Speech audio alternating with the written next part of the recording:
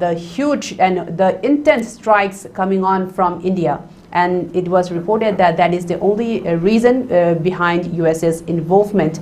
But the thing is that this was an opportunity to close the Pakistan-occupied Kashmir buffer zone for good. And also, it was an opportunity for India to prevent future terror attacks by also launching some strategic attacks, just like as India also claimed before that it would destroy or maybe split up Pakistan into 4 sections, as I mentioned in the opening remarks. None of it was achieved. Do you think that this ceasefire that our Prime Minister conceded very quickly, was it premature, or do you think was it just a strategic step in the whole foreign policy as well as the operation that was just concluded as a strategy? Thank you, Amrita, for having me here, and my greetings to Dr. Bobo, and Tamo has still not come. He will be coming very shortly. I would first start by saying that India and Pakistan have a very, very long history of conflict. Both have fought several wars, very, very dangerous and very harmful, and so many people have died.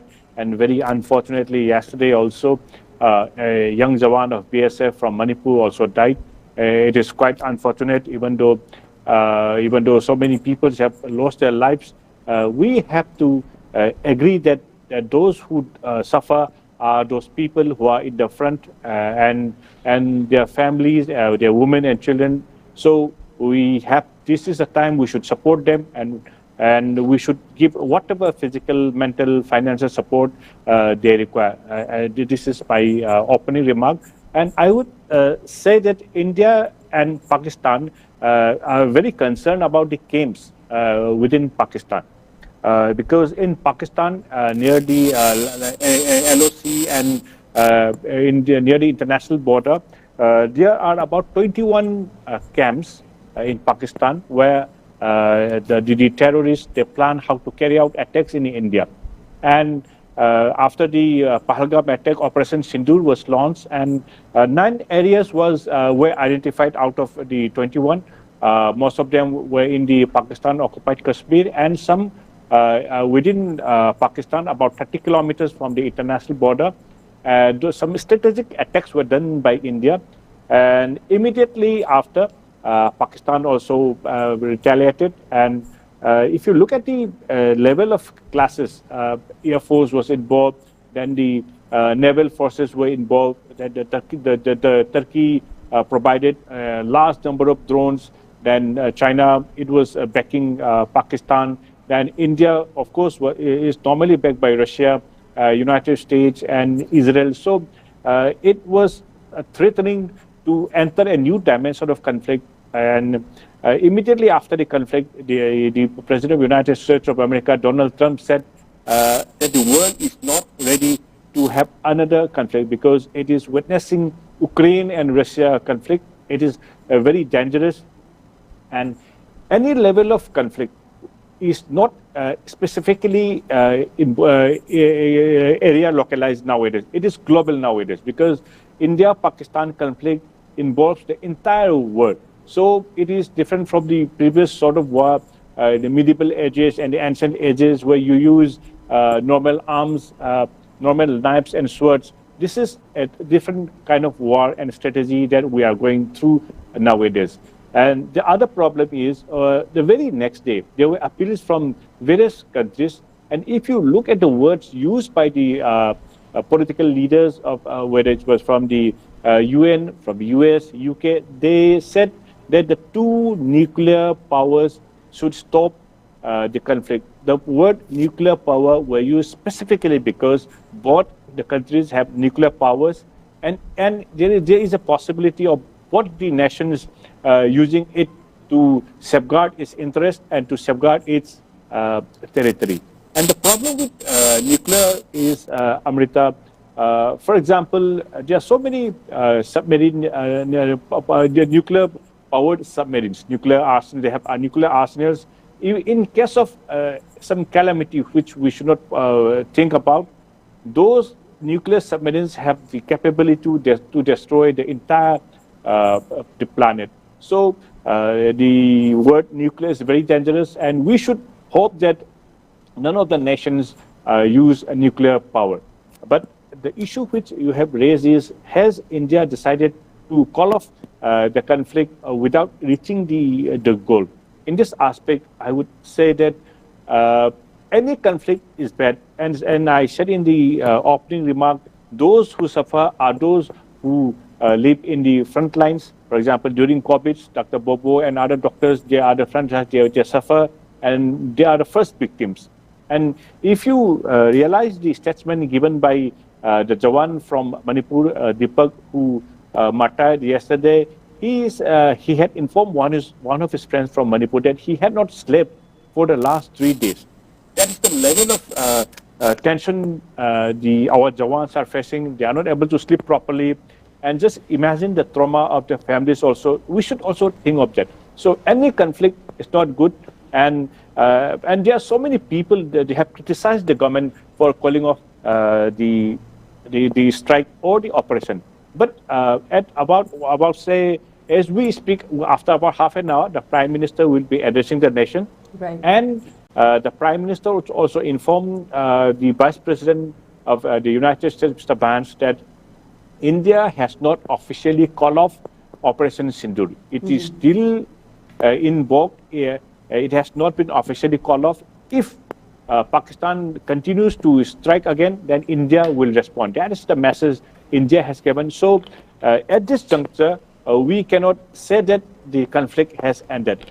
But on a positive note, many of the schools and colleges, they may open within the next few days, and the flights which had been cancelled, normalcy will be restored. And we know how people suffer, common people suffer, because nowadays, if the crisis had lingered on, just imagine a situation of all the flights being cancelled, then what will be our situation? We will not be able to go by air, especially people living in Manipur.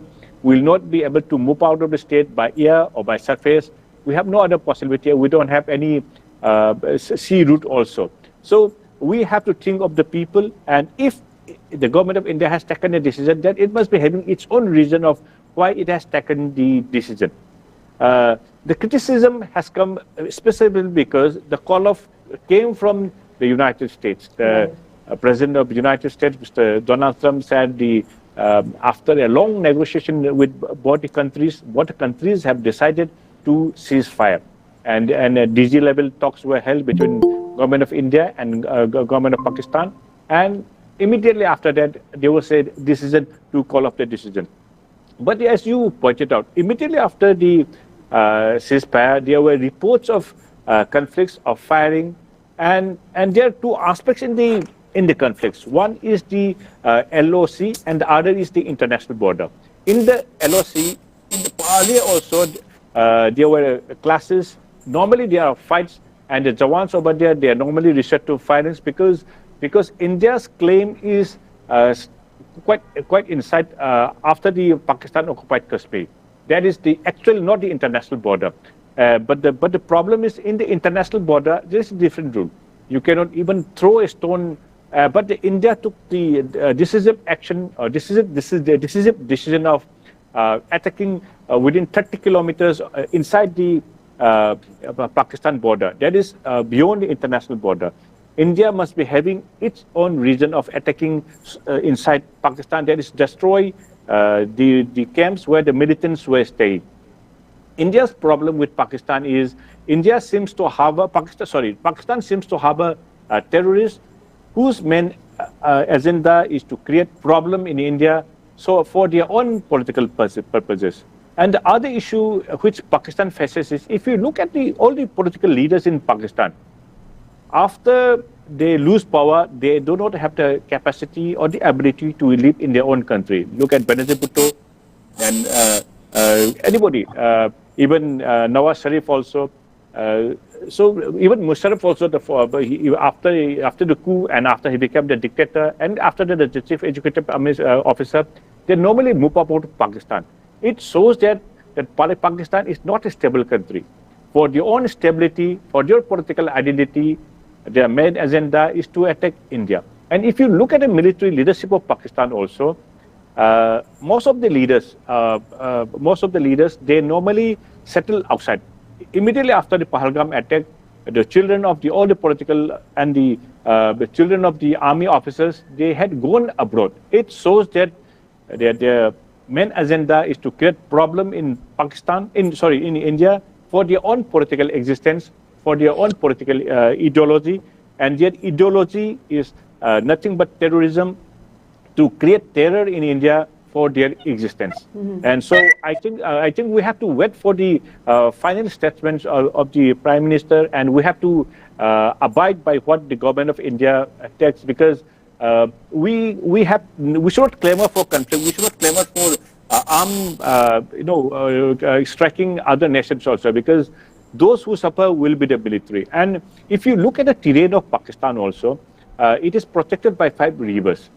And rivers are normally very good for defensive purposes. And when we go for a full war, the ratio has to be 1:, minimum 3 and 1:20. For example, if we attack a nation, they are on the defensive and they know the territory and they will be using the terrain for their purposes. And when we attack, we have to be very careful. That is why Pakistan lost so many soldiers during the Kargil conflict, because the terrain is ours, even though they were already there during winter, and as summer approached, they were not able to go back. So all the soldiers, they perished. So I think our prerogative should be to protect the nation and to protect our soldiers. Thank you, Amit. Yes, indeed. And all that also includes our right to defend ourselves, to defend our borders. And now I will take that issue to Oja Bobo, our second speaker for tonight. As we all know that the ceasefire that was announced from US itself at first, and after the ceasefire was agreed upon, within a few hours of that agreement, Pakistan violated that ceasefire by launching a few drones into Kashmir, which was again met with very well with Indian air defense systems as well.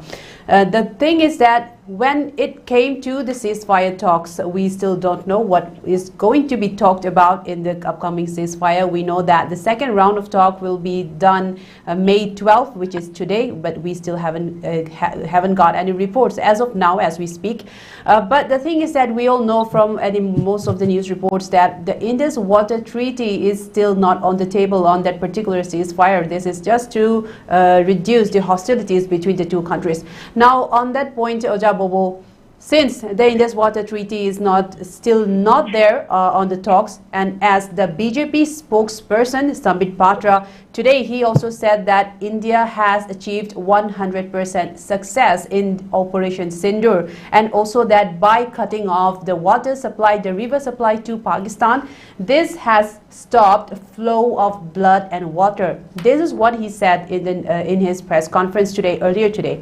Do you think that India will still continue to hold or cut off their water supply to Pakistan? Because by doing that, because water is life, and by doing that, do you think that Pakistan will declare another war on India? And this will be based on, we don't know if it will be a terrorist attack or military attack or whatever attack, because we know that Pakistan is known to breach any form of agreement or any form of ceasefire agreement before as well.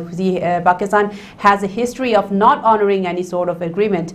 So, Oja Bobo, since Indus Water Treaty is still not on the table, do you think that still this is one threat that Pakistan will hold on to launch another round of attack in the future?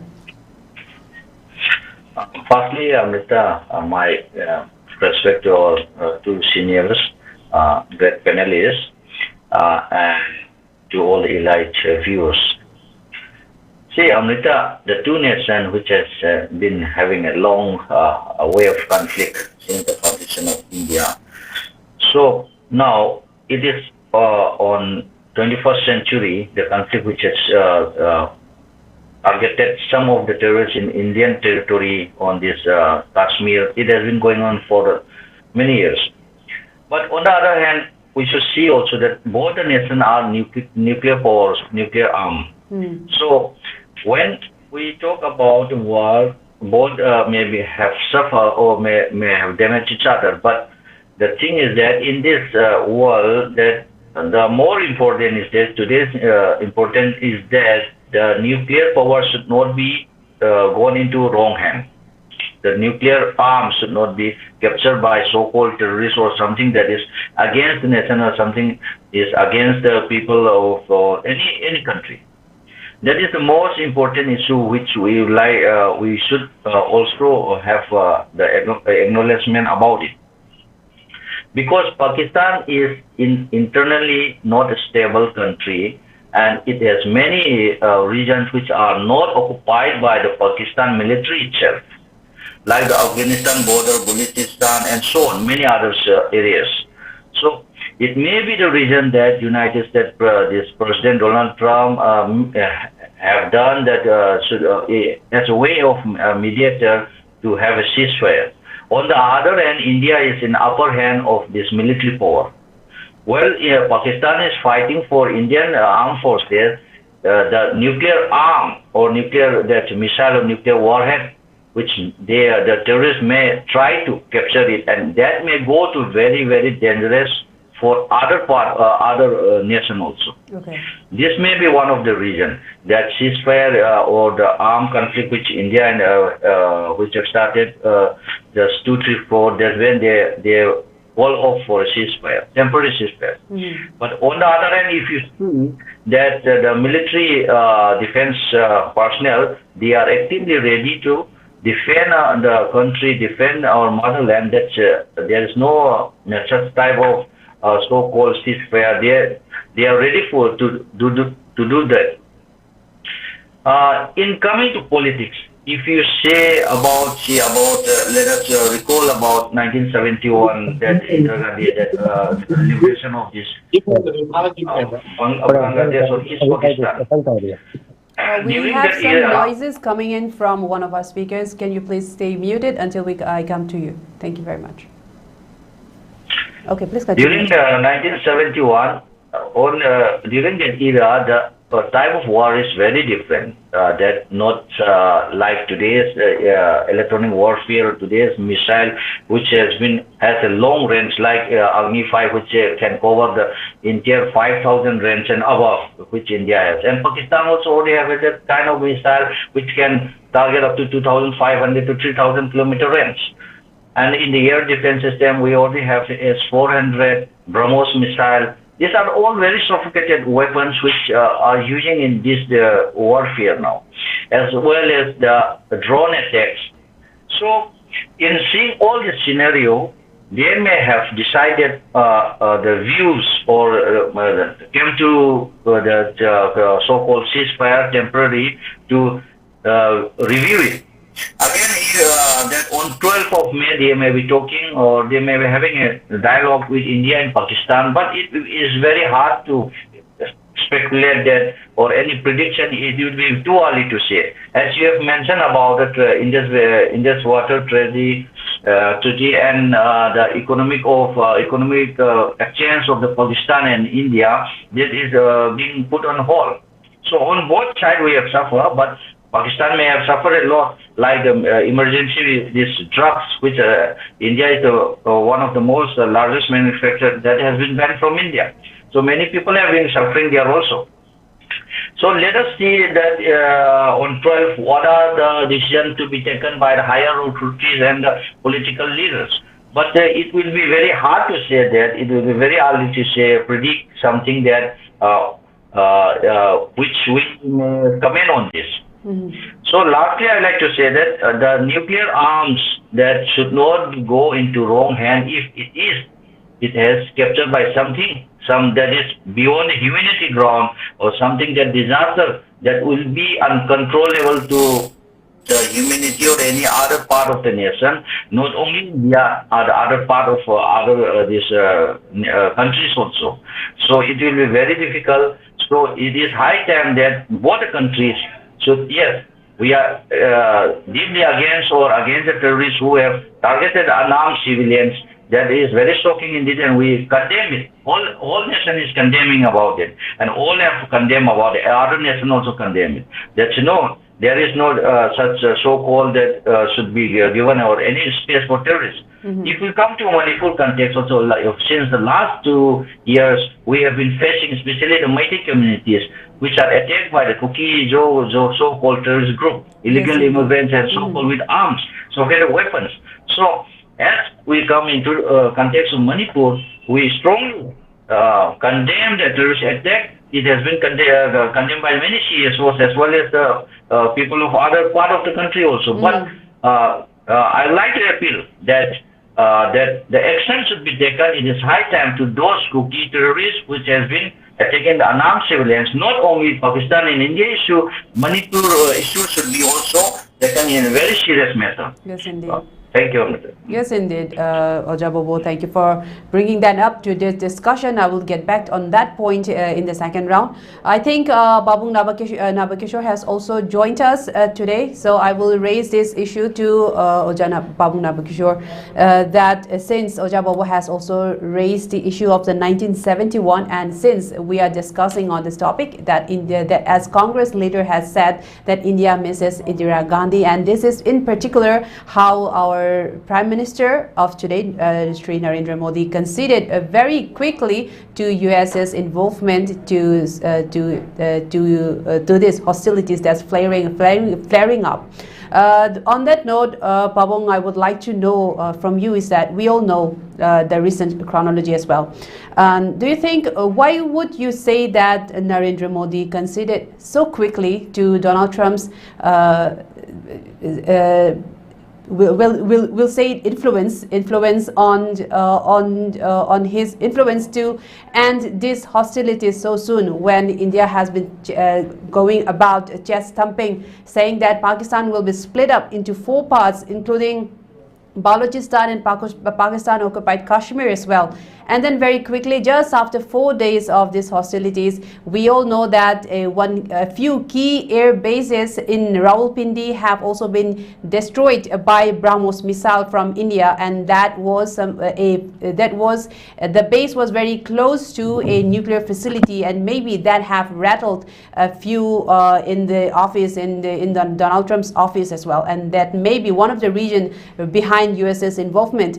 But the question is, in 1971, when we look back in the Indo-Pakistan War, which is also known as the liberation of Bangladesh, at that time, United States was a very close ally of Pakistan. And at the behest of the Pakistani leader at that time, United States have also sent its 7th fleet very close to East Pakistan at that time. And even in that situation, the then Prime Minister, Srimati Indira Gandhi, did not even flinch, continued with the 1971 whole exercise, and Bangladesh was liberated, which was a strategic importance to India.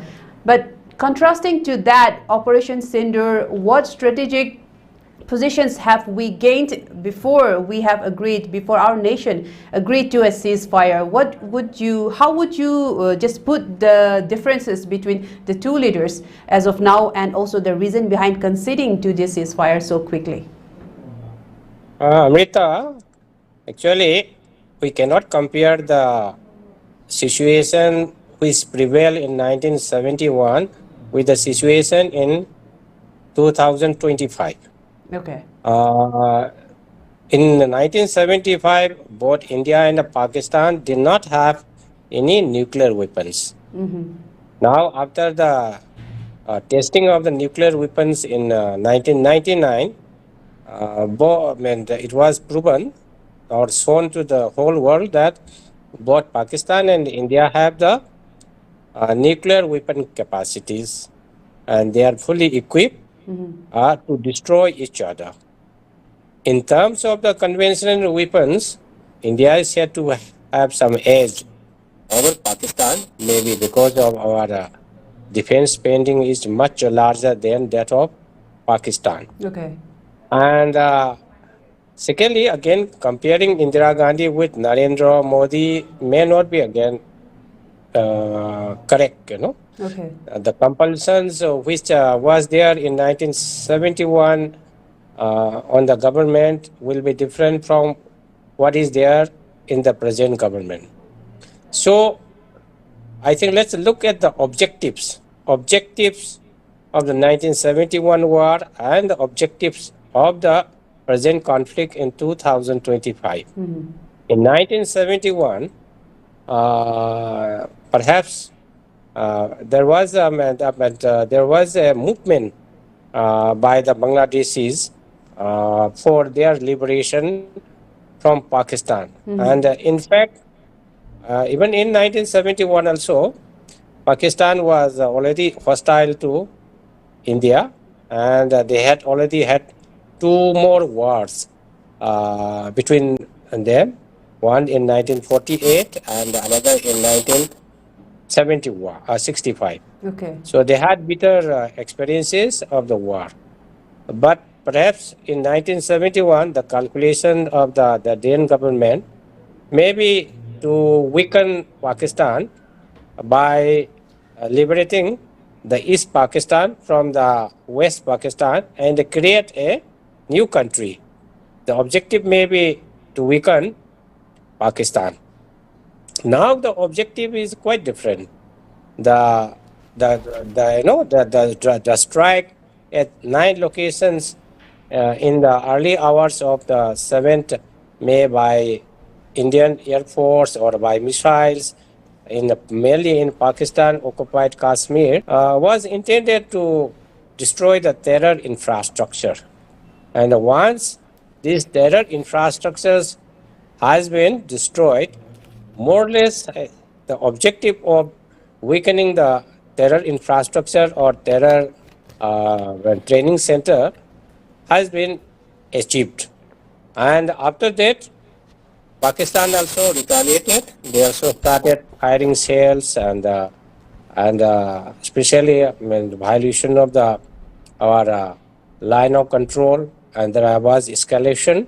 And of course, India did more damages, did more harm and damages to Pakistan, and of course, India also suffered. So it was not prudent to continue the war. And in any kind of escalation of the war, the possibility of using the nuclear weapons cannot be ruled out. It may come later, but once the escalation goes on, India was also hitting deep inside Pakistan. It is said that India was able to reach Karachi, Lahore, and many other, Rawalpindi, and many other places. And Pakistan also has its own capability that Indian defense forces would have really recognized the capability of the Pakistan side. So even though the credit for the ceasefire is given to the USA, but it was considered to be a prudent move by the Narendra Modi government to have a ceasefire. Actually, Indian government has refused to call it a ceasefire. Rather, they are using a word called understanding. Understanding to stop the hostilities and attacking each other. So today again, I think these DGMOs, Director General of the Military Operations of the both countries, were supposed to talk to each other at 12 noon, but I think it was postponed to this evening to really concretize the further kind of arrangement or understanding. But at the moment, maximum damage has been done on Pakistan. In terms of the trading relationship between India and Pakistan, India has already suspended all export or imports to Pakistan, and since the Pakistan's economy is not that good, it will do more harm to the economy of Pakistan. Similarly, lots of people come from Pakistan, come to India for treatment and to meet their relatives in India, and their visas were also suspended or cancelled immediately by the Indian government. In regard to the Indus Water Treaty, it is again very critical territory mainly for Pakistan. Right. And all the the water from these 5 rivers go to Pakistan, and that water from these 5 rivers are very, very critical for the irrigation purposes of the fields in Pakistan, especially in Punjab area.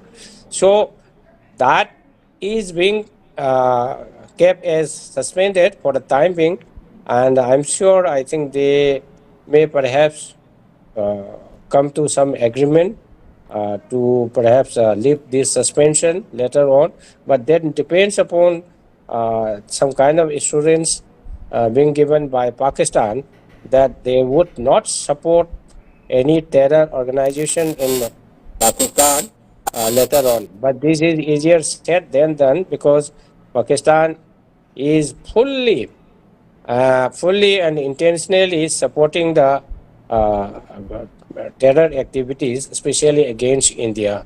And because without their knowledge and support, this terrorist organization cannot function independently.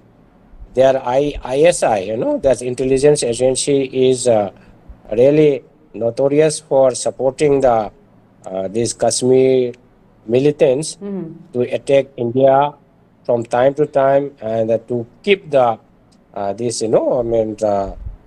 this slogan of this freeing Kashmir from India. So again, as Satyajeet said, actually this Kashmir issue is politically very vital for the political parties in Pakistan. I think they will never leave any chance not to mention Pakistan in the United Nations or in any organizations. Okay. They will always raise Kashmir issue to to address their audience that they are concerned about the Kashmiris. I think they should be rather concerned about the poverty of the people of Pakistan. But politics being politics, rhetoric is more important. And the Congress party's slogan also saying that we miss Indira Gandhi is nothing but political rhetoric. And at this hour of crisis, Congress party should refrain from coming out with a slogan saying that we miss Indira Gandhi. And in our viewpoint, in this crisis of period of conflict between India and Pakistan, the whole nation should stand behind the central government, and we should not be doing politics and raising slogans like we miss Indira Gandhi. It is nothing but for promotion of the Indian National Congress. So we should stand behind the central government. We should stand behind the armed forces of India while they are engaging in conflict with Pakistan. So this is my opening remark. Very beautifully put, Babu Nabakishore. Indeed, there were a lot of points that we can still dissect, and thank you for your points. I will come back to you again in the next round. Now, Babu Nabakishore has raised a lot of key issues, and we also know that Pakistan is one of such countries that instead of focusing on their economic activities, takes out loan from the IMF in order to sponsor and fund their military as well as their terrorist activities, and it is a well-known fact. In fact, now on that note, I will pose one of the other questions to Satyajeet, is that contrary to 1971, yet again, at that time, the United States, even though was a strong ally of the Pakistan, this strategic dynamics have changed. Now in 2025, the Donald Trump-led regime is very close to India, and even also announced that it would support a kind of in a form of a support to India, and also even backed India's right to defend itself. And it's not just United States, but a lot of other countries, including Russia, even France, and even other smaller nations, all defended India's right to retaliate back to Pakistan, and especially since it was a terror attack. The question is, as we have also raised this question in the first round, that a lot of the future attacks that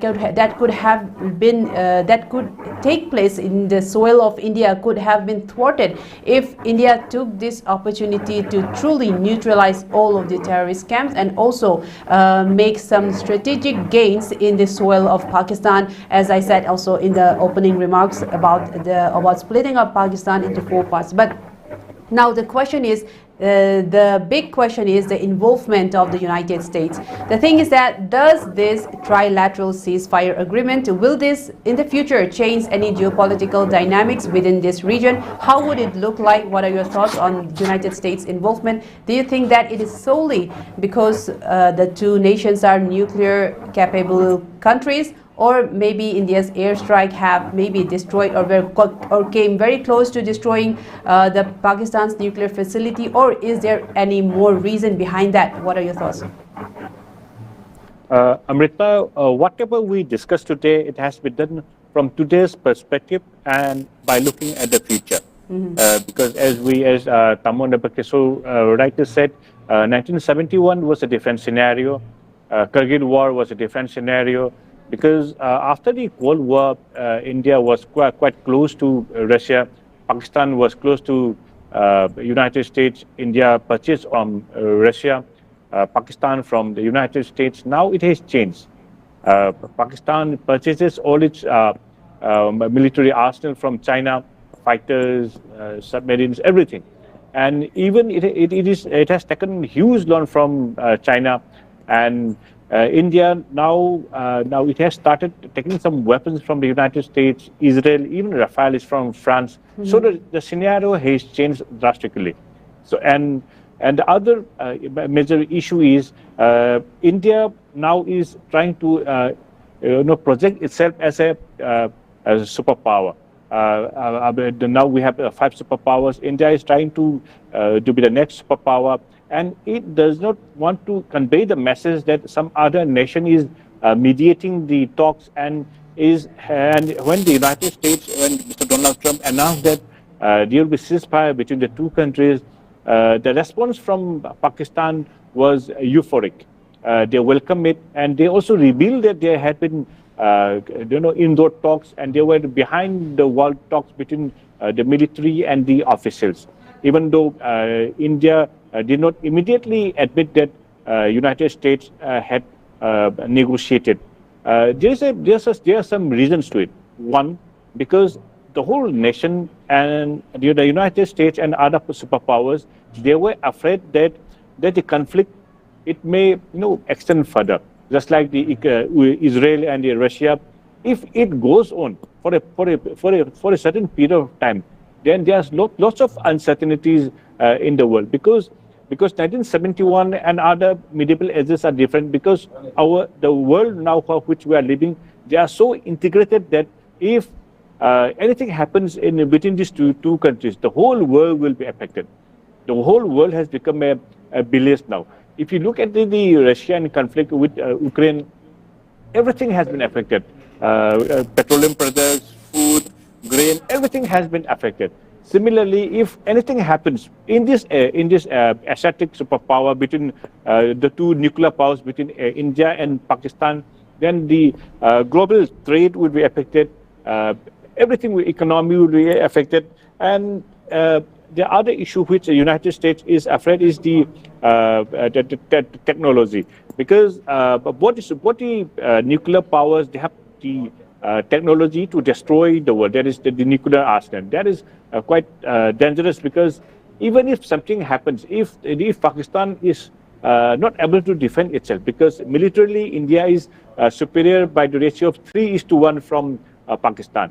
And if anything happens, and just to defend itself, if Pakistan uses nuclear power, then India may be compelled to retaliate using the nuclear arsenals. That would be a different scenario, and nobody in the world wants to see it, because we have seen the calamities in Hiroshima and Nagasaki, and we hope that the two nations will not resort to such weapons which may destroy humanity itself, and people will not be able to live on this planet. So we have to think of the future, and we have to think of our future generation. We have to think of the planet itself, and And if the government of India has taken any decision, then it must be having its own reasons. Even though it was mediated by the United States or not, whatever the reason, it must be having its own reason, and it must be based on facts. It must be based on the future perspective also. It must be because it simply cannot think of today. Simply cannot think of revenge. It simply cannot think of attacking all the camps, because both countries are sovereign countries and both have their own established regimes. And both, if you remember, we have already in 1972 the similar agreements where both countries decided to resolve all issues through bilateral talks, even though it was suspended recently by Pakistan. But normally we have to follow two similar agreements where all problems would be resolved through talks. And if you look at the military perspective also, our military and Pakistan military are in touch. The DGMO spoke to our DGMO. The hotlines are active. Every channels are active. Our embassies are working in Pakistan. Their embassies are working in India. And even if you look at the border also, the Wagah border has been sealed, but the Kartarpur border, where the Sikh pilgrims they go for prayer at Pakistan, it was not sealed immediately. It shows that there are still some talks, some negotiations going on within the two countries. But the only problem within India now is, people are questioning why the United States declared a ceasefire and why India did not declare it, and was it done under coercion?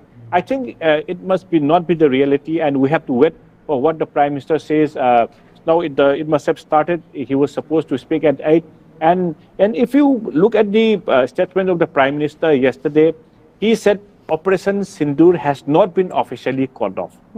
Even though there has been a ceasefire, if Pakistan resorts to any ill activities or terror attacks, India will respond. So the situation temporarily has cooled down, but it has not yet been officially called off. But we should pray that normalcy returns, because as we said earlier, during crisis, during COVID, doctors suffer, and during this crisis, the military, the civilians suffer. And if you look at those people who have died, most are civilians, women and children that died, and it was quite unfortunate that one BSF Jawan from Manipur, Deepak, he also died. It was quite unfortunate. He was not able to sleep for the last 3 days. Just imagine the situation in which our Jawans are staying. So we have to look at all the perspectives, and the government cannot reveal everything also. So I think we should give some time to the government to garner what are going on. And the other major issue is, I think the government of India should take into confidence all the political parties, because there should not be any differences when India goes through such crisis. Thank you, Amrita. Yes, indeed. Very wonderful message from Oja Satyajeet. Now, before I go to Oja Bobo, I would like to quickly go to Pabong first. Pabong, I would like to know for you is that we have been discussing this in the beginning as well, that when the Operation Sindoor was launched on May 7, many people in India really hailed it as a very jubilant exercise, especially from the armed forces, and also the social media handles of the Indian armed forces even uploaded in such a way that they are ready to strike, that they are very much ready to defend the nation, and it was really jubilant and patriotic. The thing is that, do you think with this decision to agree to a ceasefire, even we all know that in social media that the Prime Minister's popularity has quickly dwindled, and people are now, we will be calling him a lot of names as well. The thing is that there may be a lot of divided opinions regarding this, because, but ultimately, what is the common sentiment is that since Pakistan continually wants to attack India regarding the Kashmir issue, or maybe unresolved issue from 1947 even, was this an opportunity that could neutralize all of that for once, Because we know that many other countries also supported, although all of the countries do stated that restraint should be exercised so that there is not much escalation. But do you think that, as many people are still saying across the country, that a lot of strategic gains that could have been made has been abandoned, and that is also the reason that Narendra Modi's popularity seems to be going down? What are your thoughts on that? Do you think that particular agreement to a ceasefire has cut off some big strategic strikes that could have been made?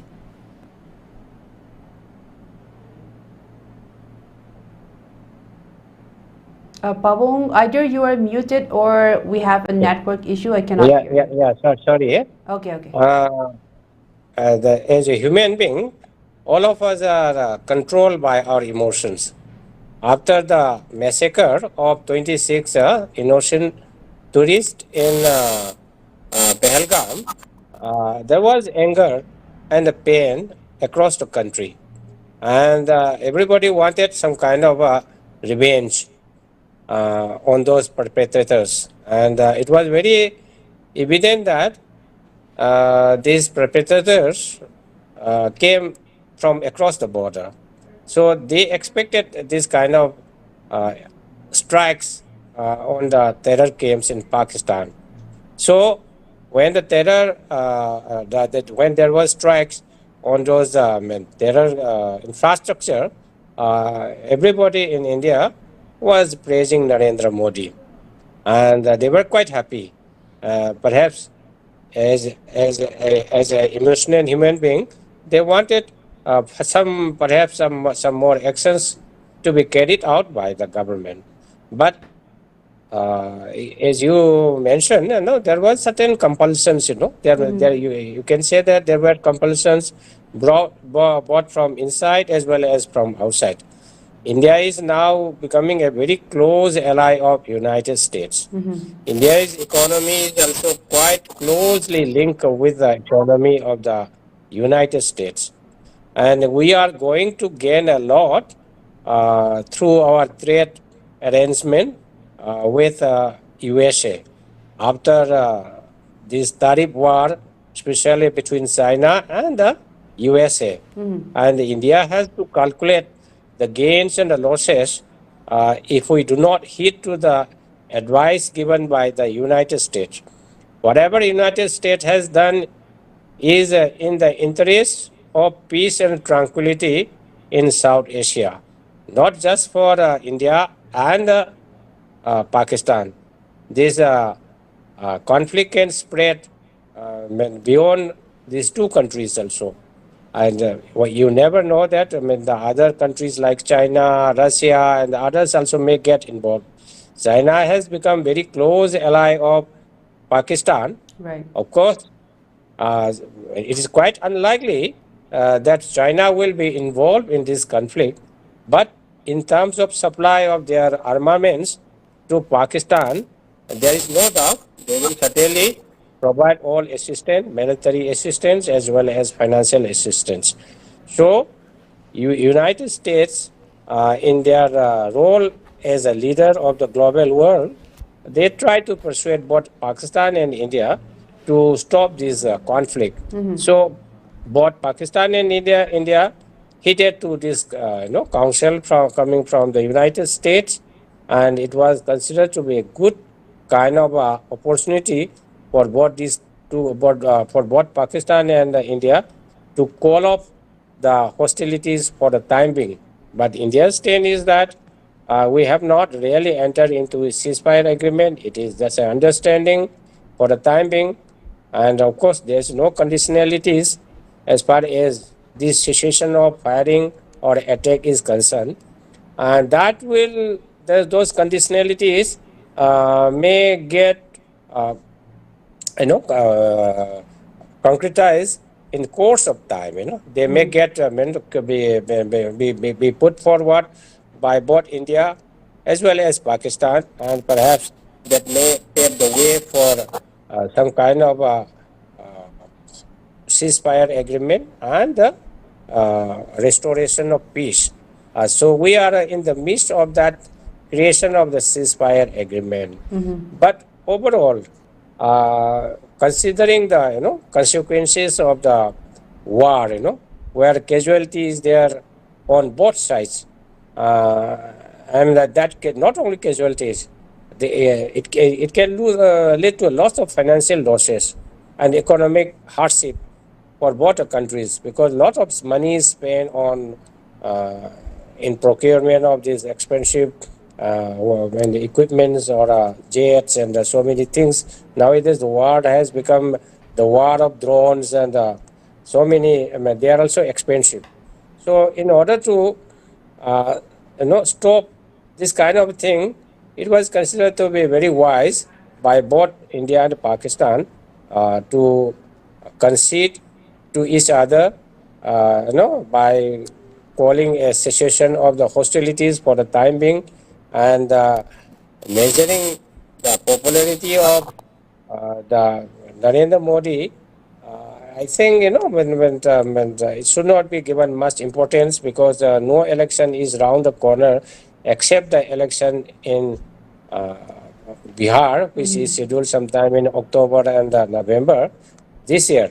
You're right. During a war, when this ruling party always enjoy popularity with the people, even they said that in 1971, a war between India and Pakistan, Indira Gandhi became so popular that the election held after the war in 1971 gave a thumping majority to the Congress party led by Indira Gandhi.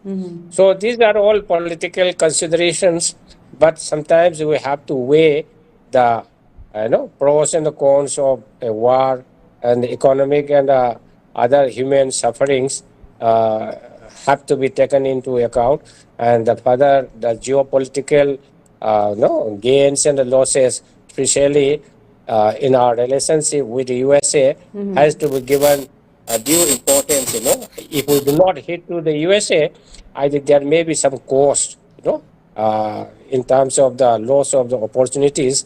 So I think the government of India has done the right thing by calling off these hostilities for the time being. That's all from my side. Yes, indeed. Very wonderful points from Babu. Babu, thank you for that. And in the closing remark, I would give this point to Ajay Bobo, as you have earlier also raised this point regarding the treatment of the Kuki terrorists in Manipur.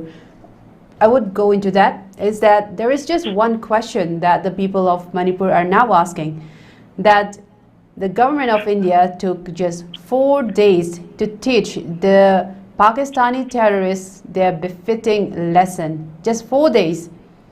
Why is the government of India taking so long to teach the Kuki terrorists their befitting lesson? What is the difference? They are doing the same thing. They have killed 260 plus people. A lot of them are still missing. And they also use many sophisticated weapons, launching drones, even missiles, handmade missiles, a lot of sophisticated guns. Why is the government taking and looking this very differently? In your closing remarks, what are your thoughts, Ajay Bobo?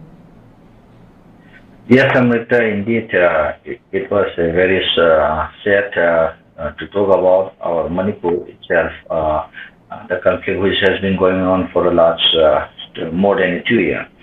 At presently, our Honorable Prime Minister is addressing the nation about this Operation Sindoor. And he has just stated some of the statement that it is a personal pain for him, the Pahalgam attacks, and more than 100 terrorists has been killed.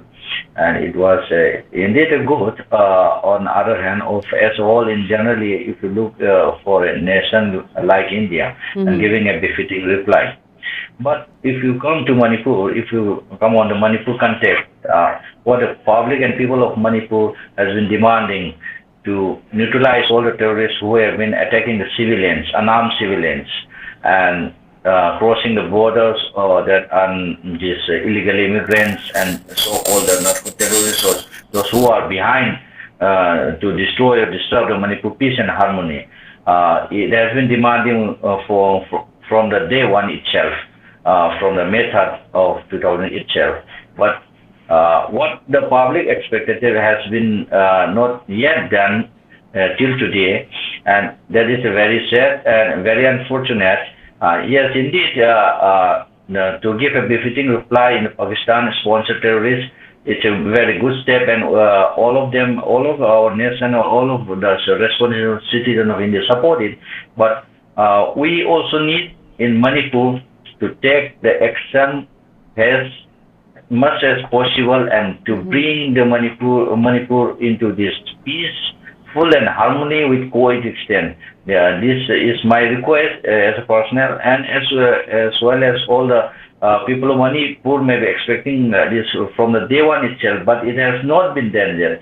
That again, if you come to politics, let's say about a BJP Congress throwing stone to each other, this is not right time, okay. And we should also bring our Manipur this conflict in a that manner that all the central politician or all of the nation to know the reality, who was behind this attack, who was holding this like a open jail in Manipur, or especially to the Meitei community, more than 2 years. We should also highlight this to the people of India and to the world itself, and to bring justice to those who have been killed, those who have disturbed and tried to destroy them, this living together since time immemorial in many ethnic groups in Manipur. So if government in India also must take a step at the earliest as possible. That will be my closing remark. This is wonderful, and I agree with that as well, Oja Bobo. As we have come to the end of this program today, we have been discussing regarding the topic India misses Indira Gandhi as given forward by Congress leader with respect to India's government conceding to United States statement to agree to a ceasefire regarding Operation Sindoor, and also end the hostilities temporarily until the next round of talks.